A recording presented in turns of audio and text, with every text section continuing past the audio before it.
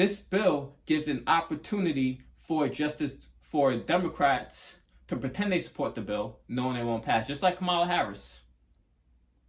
That's the issue. Keep it 100, I be feeling like Campbell soup over white rice, baked chicken with the skin on, yeah, Lowry's with black pepper, I'm fully seasoned with laughter.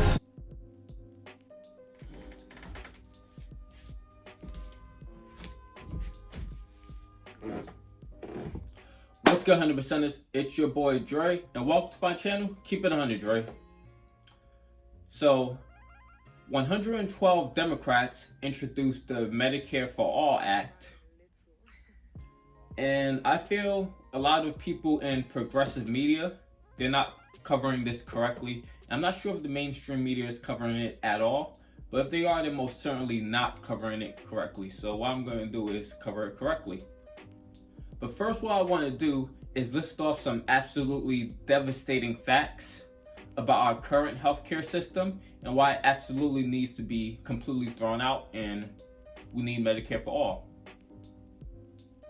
So during the COVID-19 pandemic, 15 million people lost their healthcare coverage. 15 million people. The rest of the countries in the world combined, 0 lost their healthcare coverage because of the COVID-19 pandemic. That's a uniquely American thing. Another fact that I mentioned many times on my show is 33,000 people die a year because they lack coverage in the US. And that's actually an improvement from 48,000 from the healthcare system we had before Obamacare. So Obamacare is a right-wing healthcare system from the Heritage Foundation. Mitt Romney had that system when he was the governor in Massachusetts.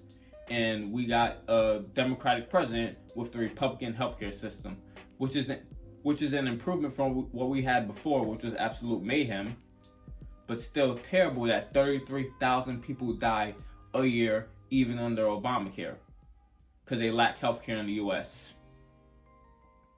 So I did a video on this about there's many counties in the US that have lower life expectancies than third world countries, some of the poorest countries in the world. And that's in large part due to people lacking healthcare in the US. In the richest country in the history of the world, people can't get healthcare, so they die much earlier than they should. And much earlier than people die in third world countries on average. It's terrible. Another extremely devastating fact about our healthcare system is 66% of bankruptcies in the US were tied to medical issues, either because they had medical bills that they couldn't afford to pay or because of time out of work. And I unfortunately experienced that myself, and I'm one of those people.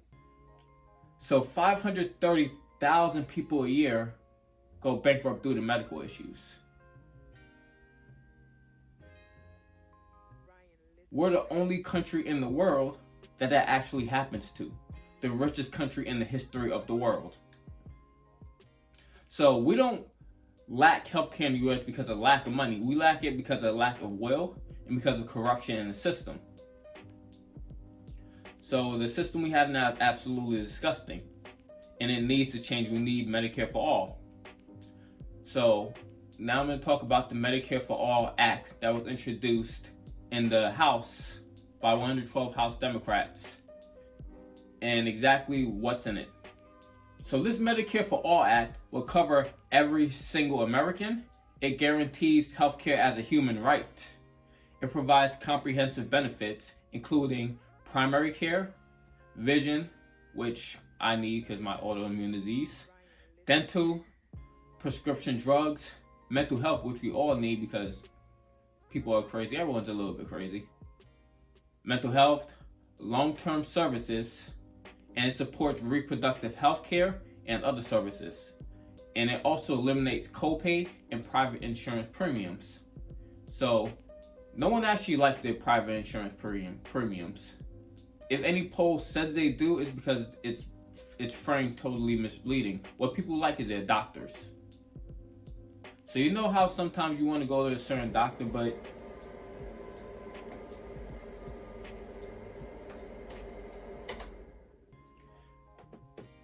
so my heater just randomly came on.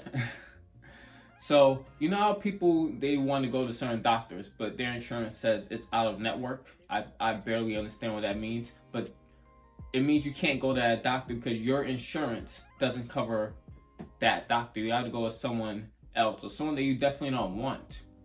You change jobs, you can no longer go to your primary care doctor. You can no longer see a certain specialist because it's not in network. So under this Medicare for All system, you can go to any doctor you want. You're not going to have to worry about co-pays you can no longer afford. That's why Medicare for All is so important, because everyone who needs healthcare will get it. A lot of people die because they wait so long to go to a doctor because they know they can't afford it, and then when they find out they're extremely sick and it's too late, there's nothing they could do. At that point, even if they go to some of the places that's best in the world, their life is essentially over because they waited so long because they simply couldn't afford to go. That only happens in America. Other countries, that don't happen. If someone has stage 4 cancer in another country, it's not because they didn't want to go because they lacked healthcare. It's because they put it off for some other reason. In America, they put it off because they simply can't afford to go, and that's wrong. That has to change, absolutely. So, if this bill were to pass, it would be amongst the best in the world, if not the best in the world, because somewhere like Canada doesn't have dental and vision. But America, it would be completely comprehensive if it were to pass, and we'd probably have the best healthcare system in the world, like I said before. But unfortunately, it's not going to pass. It's just not.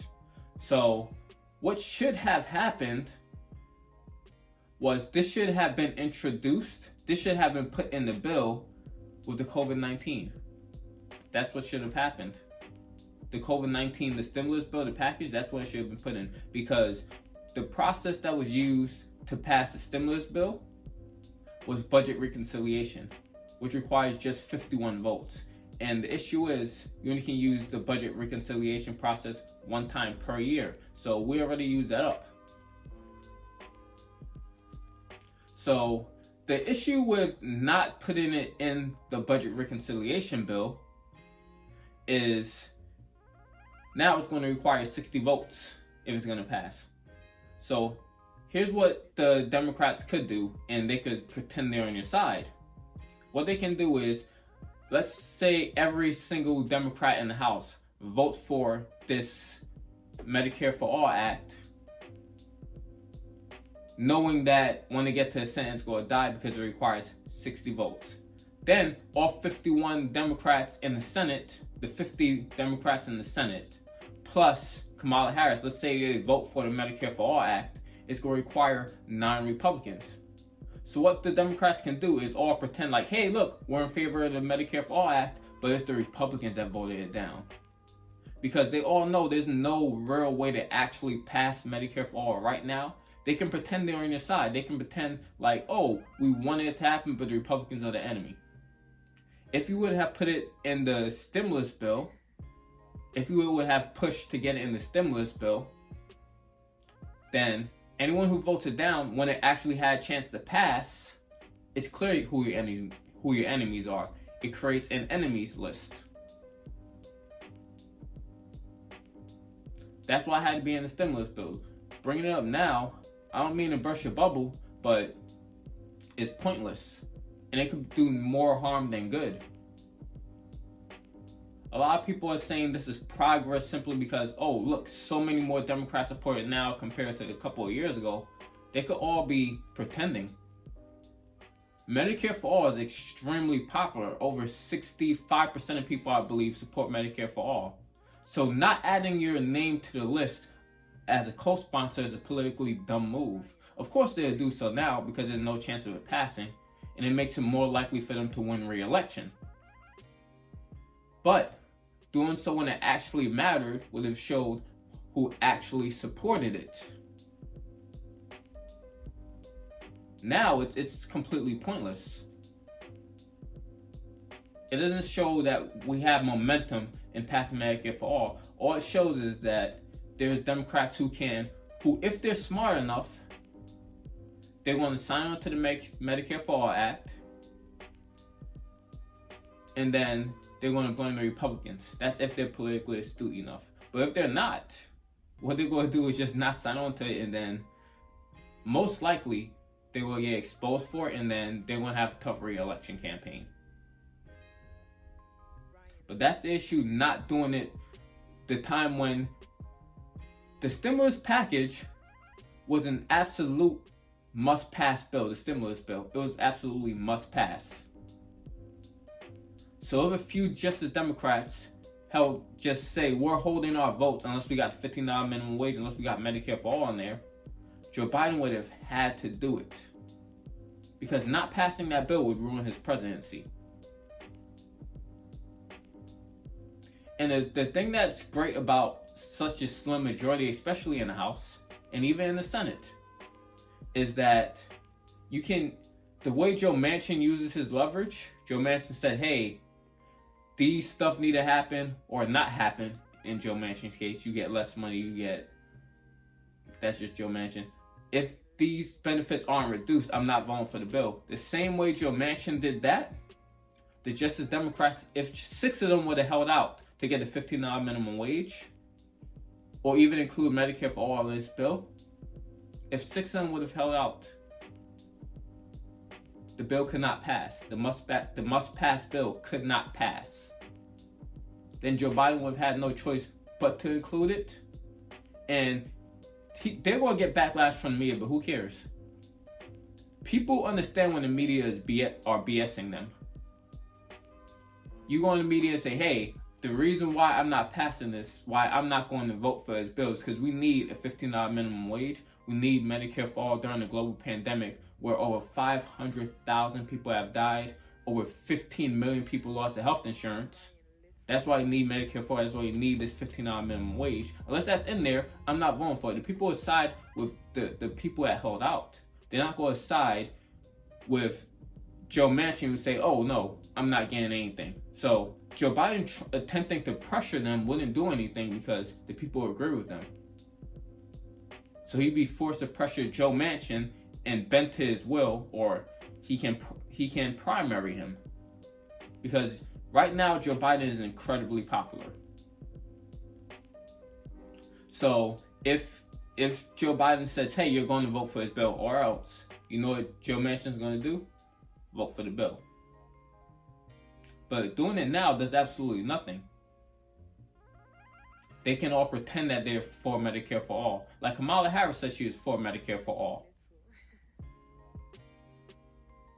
She said she is for Medicare for all as soon as she saw Bernie Sanders and I believe Elizabeth Warren saw bumps in the polls. Maybe even Tulsi Gabbard saw a small bump in the poll. After they all said they're pro Medicare for all, and she's like, oh, well, let me be for Medicare for all. Then she got a little bit of criticism. She was like, oh no, what I meant was the sun was in my eye, I couldn't see properly. It actually affected my hearing too. What did you say? Huh? New phone, who this? That's what happened when she was asked that she supported, if she wanted to get rid of the private health insurance. So she never supported it in the first place. So this bill gives an opportunity for Democrats to pretend they support the bill, knowing it won't pass, just like Kamala Harris. That's the issue. That's the issue.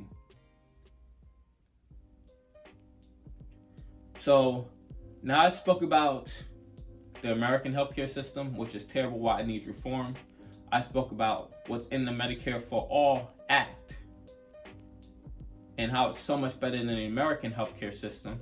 And I spoke about the issues behind introducing it now instead of when it could have passed. So now I'm going to talk about how we actually can win and how we can actually get this thing passed.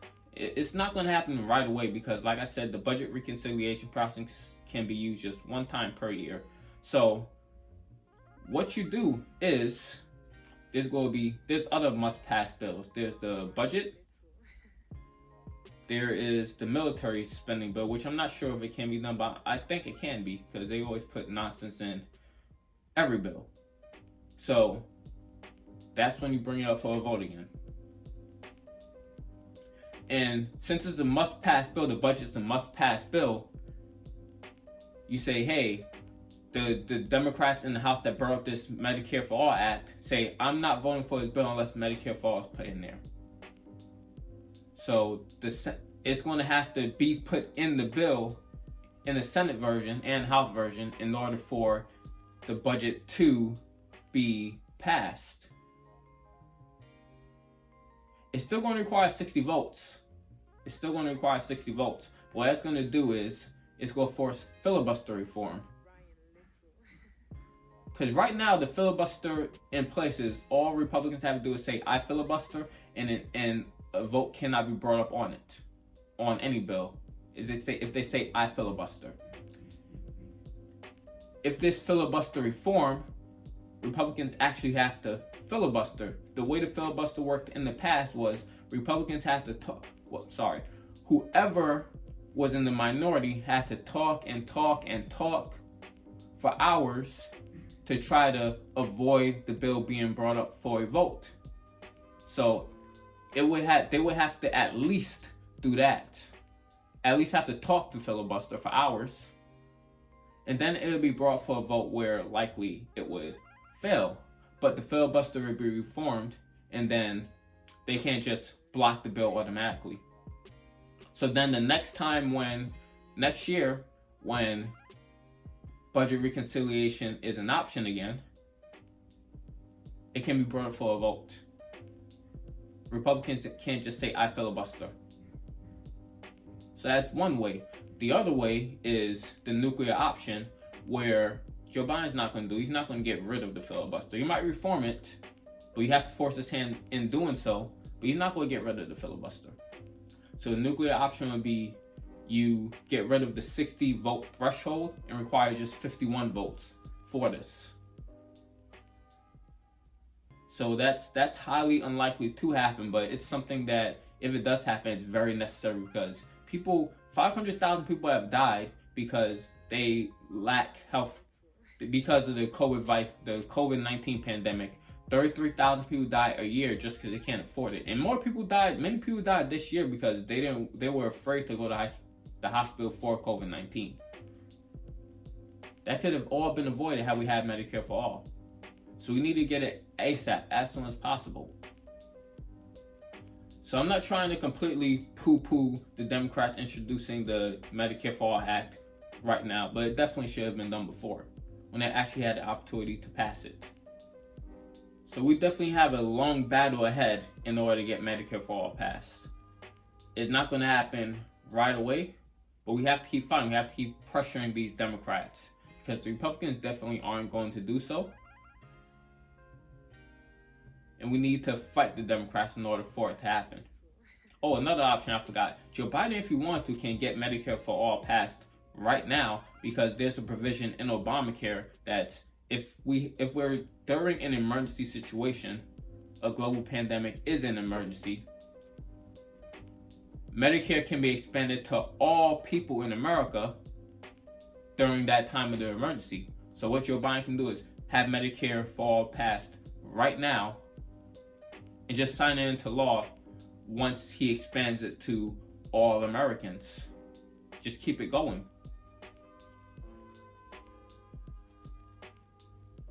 It can be used in many ways. It can be used during this global pandemic that's going on right now.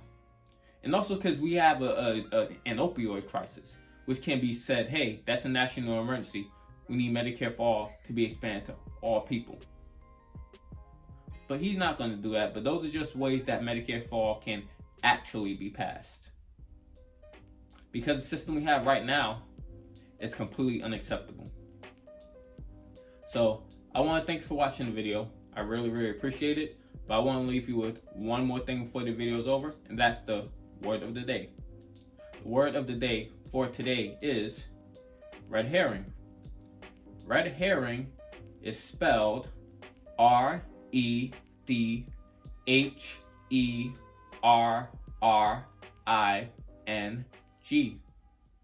The definition of red herring is something, especially a clue, that is or is intended to be misleading or distracting.